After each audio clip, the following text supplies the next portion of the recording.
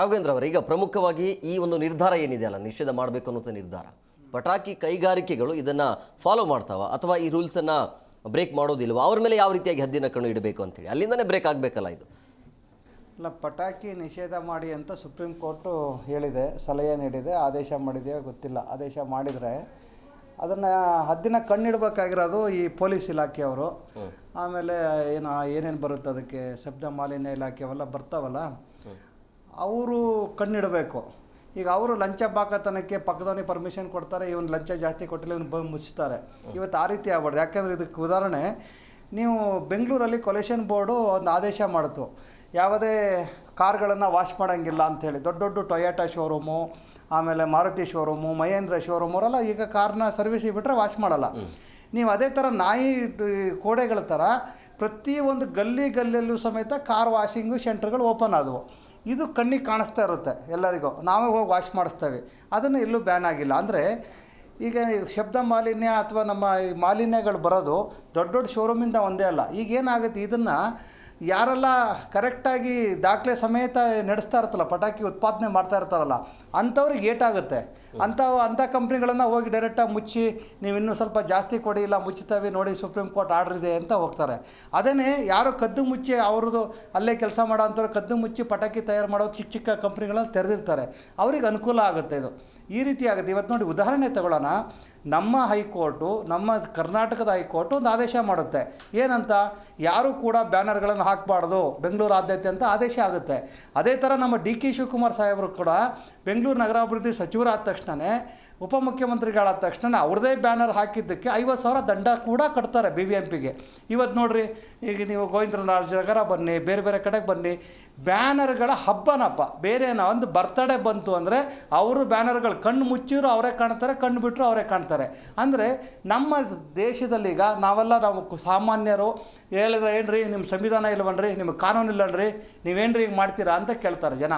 ನಮ್ಮನ್ನು ಆ ರೀತಿ ರಾಜಕಾರಣಿಗಳನ್ನು ಯಾಕೆ ಕಾನೂನಿಗೆ ಬೆಲೆ ಕೊಡ್ತಾರೆ ಇವರು? ಯಾಕೆ ಇವಾಗ ಕಣ್ಣು BBMP ಅವರಿಗೆ ಅಧಿಕಾರಿಗಳಿಗೆ ಕಾಣಿಸಲ್ವಾ?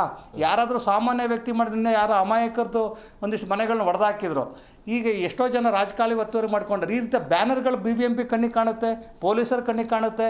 ಅದನ್ನು ತೆರವುಗೊಳಿಸೋದಿಲ್ಲ, ಅವರಿಗೊಂದು ದಂಡ ಹಾಕೋದಿಲ್ಲ, ಅವರಿಗೊಂದು ಕೇಸ್ ಹಾಕಲ್ಲ. ಅಂದರೆ ನೀವು ಹೆಂಗೆ ಸುಪ್ರೀಂ ಕೋರ್ಟ್ ಇವತ್ತು ಆದೇಶಕ್ಕೆ ಬೆಲೆ ಕೊಡ್ತಾರೆ ಈ ಜನಗಳು ಬೇಡ, ಬೆಲೆ ಕೊಡಬೇಕಾಗಿರೋರು ಯಾರು? ಸರ್ಕಾರಿ ಅಧಿಕಾರಿಗಳು, ಅದಕ್ಕೆ ಸಂಬಂಧಪಟ್ಟಂತೆ ಅಲ್ಲಿ ಪೊಲೀಸ್ ಇಲಾಖೆ, ಬೇರೆ ಬೇರೆ ಇಲಾಖೆಗಳು. ಅವರೇ ಬೆಲೆ ಕೊಡಲ್ಲ ಅಂದಾಗ ಇನ್ನು ಸಾಮಾನ್ಯ ಜನರಿಗೆ ಅರಿವು ಮೂಡಿಸೋರು ಯಾರು?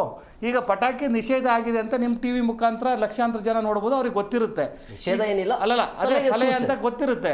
ಈಗ ಎಲ್ಲರೂ TV ನೋಡದೇ ಇದ್ದರೆ, ಈಗ 6.5 ಕೋಟಿ ಜನ ನಮ್ಮಲ್ಲಿ ಇದ್ದಾರಪ್ಪ, ಅಷ್ಟು ಜನರಲ್ಲಿ ಎಲ್ಲರೂ ನೋಡ್ತಾರ? ಅರಿವು ಮೂಡಿಸ್ಬೇಕಾಗಿರೋದು ಅದಕ್ಕೆ ಅಧಿಕಾರಿಗಳು, ಅವರೇ ಇಲ್ಲ. ಈಗ ನೀವು ಆ ರೀತಿ ರಸ್ತೆ ಗುಂಡಿಗಳು ಈ ಥರ ನೋಡಿ, ನಮ್ಮಲ್ಲಿ ಟ್ರಾಫಿಕ್ ಪೊಲೀಸ್ 50% ಆಫರ್ ಮಾಡಿದರು, ಕೋಟೆ ಅಂದರೆ 88 ಕೋಟಿ ಕಲೆಕ್ಷನ್ ಆಯಿತು ಸರ್. ಇವತ್ತು ನಾವು ಒಂದು ಇದರಿಂದ ಹೋಗಬೇಕು ಅಂದಾಗ 108 ರಸ್ತೆ ಗುಂಡಿಗಳು ಸಿಗ್ತವೆ. ಈಗ ನೀವು ನಮ್ಮನ್ನು ಹೆಲ್ಮೆಟ್ ಹಾಕಿಲ್ಲ ಅಂದರೆ ಫೈನ್ ಹಾಕಬೇಕಾದಾಗ, ರಸ್ತೆ ಗುಂಡಿಗಳು ಬಿದ್ದು ಅಲ್ಲಿ ಎಕ್ಸ್ಟೆಂಟ್ ಸತ್ತರೆ ಅವ್ರು ಯಾರಿಗೆ ನಾವು ಫೈನ್ ಹಾಕಬೇಕು? ಯಾರನ್ನು ಕೇಳಬೇಕು? ಮಹಾನಗರ ಪಾಲಿಕೆ ಕೇಳಬೇಕು. ಅದನ್ನು ವೈಯಕ್ತಿಕ ಅವ್ರ ಹೊಣೆ ಹೊತ್ಕೊಂಡು, ಅಥವಾ ನಗರಾಭಿವೃದ್ಧಿ ಸಚಿವರು ರಾಜೀನಾಮೆ ಯಾರು ಕೊಡ್ತಾರೆ? ಕೊಡಲ್ಲ. ಈ ಕಾನೂನುಗಳು ಏನಾಗುತ್ತೆ, ಯಾರು ಸೀದಾ ಕರೆಕ್ಟಾಗಿ ನಡ್ಕೊಂಡು ಹೋಗ್ತಾನಲ್ಲ, ಯಾರು ಕಂಪ್ನಿ ನಡೆಸ್ಕೊಂಡು ಹೋಗ್ತಾನಲ್ಲ ಅಂಥವ್ನಿಗೆ ಮಾತ್ರ ಅನ್ವಯ ಆಗುತ್ತೆ. ಕದ್ದು ಮುಚ್ಚಿ ಮಾಡೋರು ಅವ್ರ ಪಾಡಿಗೆ ಮಾಡ್ಕೊಂಡಲ್ಲೇ ಹೋಗ್ತಾರೆ. ಎಷ್ಟೋ ಕೆಮಿಕಲ್ ಫ್ಯಾಕ್ಟ್ರಿಗಳು ಇವತ್ತು ನೋಡಿ, ಕಾವೇರಿ ನದಿ ಹೋದರೆ ಮೊನ್ನೆ ಸಾವಿರಾರು ಜನ ಕುಡುಕರು ಅಲ್ಲಿ ಹೋಗ್ಬಿಟ್ಟು ಕುಡಿತಾರೆ. ನೀವೇನಾರು ಪ್ರವಾಸಿಗರಾಗಿ ಕುಟುಂಬ ಸಮೇತ ಹೋಗಿ ಅಲ್ಲಿ ಅವ್ರು ದಾಟಕ್ಕೆ ಬಿಡಲ್ಲ, ವಾಚ್ಮ್ಯಾನ್ಗಳು ಇರ್ತಾರೆ, ನಿಮ್ಮನ್ನ ಅಲ್ಲಿ ಹೊಳೆ ದಂಡದಲ್ಲಿ ನಿಲ್ಲಕ್ಕೆ ಬಿಡಲ್ಲ. ಆದರೆ ಇವಂಥವ್ರಿಗೆಲ್ಲ ಆರಾಮಾಗಿ ಬಿಡ್ತಾರೆ, ಯಾಕೆಂದರೆ ಅವ್ರಿಗೊಂದು ಬಾಟ್ಲಿ ಕೊಟ್ಬಿಟ್ಟು ಹೋಗ್ತಾರೆ ಅವರು. ಇದು ಬರೀ ನಾವು ಪಟಾಕಿ ಶಬ್ದ ಮಾಲಿನ್ಯ ಜೊತೆಗೆ ಇವಾಗ ಆಯಿತು 5 ಗಂಟೆ ನಾವೆಲ್ಲ, ಕೆಲವರು ವಯಸ್ಸಾಗಿರೋ ಇರ್ತಾರೆ, ಪಕ್ಕದಲ್ಲಿ ಮಸೀದಿ ಇರುತ್ತಾರೆ, 5 ಗಂಟೆಗೆ ಅಲ್ಲ ಹೋ ಅಂತ ಕೂಗ್ತಾರೆ, ಆಯ್ತಲ್ಲ? ನಾವು ಹೇಳೋದು ಕೂಗಬೇಡಿ ಅಂತ ಹೇಳಲ್ಲ. ದೇವ್ರು ನಮಗೂ ಇದ್ದಾನೆ, ದೇವ್ರನ್ನೇನು ಎಬ್ಸ್ಬೇಕಾ? ಬೆಳಗ್ಗೆ ಎದ್ದು ಮೈಕಲ್ ಕರೆದ್ರೆ ಮಾತ್ರ ದೇವ್ರ ಕಿವಿ ಕೇಳಿಸೋದ? ಇದು ಶಬ್ದ ಮಾಲಿನ್ಯ ಅಲ್ವಾ?